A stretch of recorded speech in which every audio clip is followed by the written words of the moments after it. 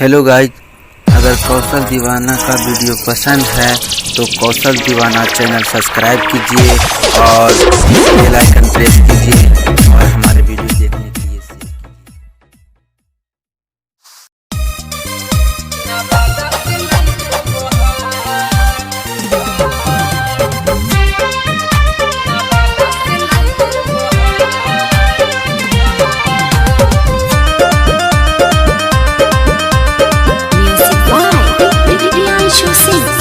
के छौरी छागल पहनाइबो जदि करमे तू हमसे प्यार।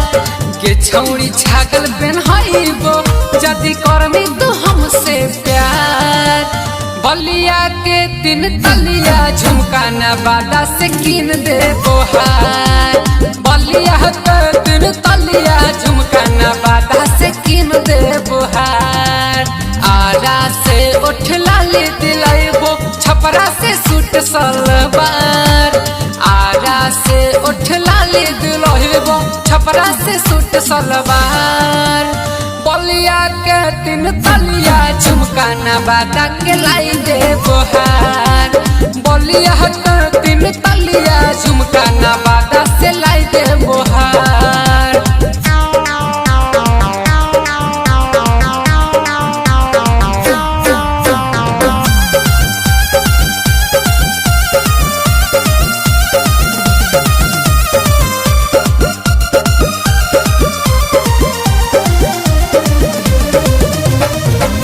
के बिंदिया नालंदा के मफिया है सरिया सासाराम के।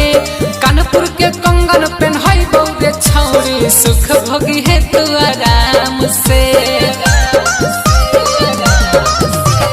बक्सर के बिंदिया नालंदा के मफिया है सरिया सासाराम के।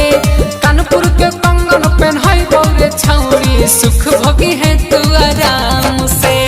कारो हिवारा जी बन जो तू वाइफ लाइफ बनैबो तोहार। कारो हिवारा जी बन जो तू वाइफ लाइफ बनैबो तोहार। बलिया के 3 तलिया झुमका नवादा के लाई दे बोहार। बलिया के 3 तलिया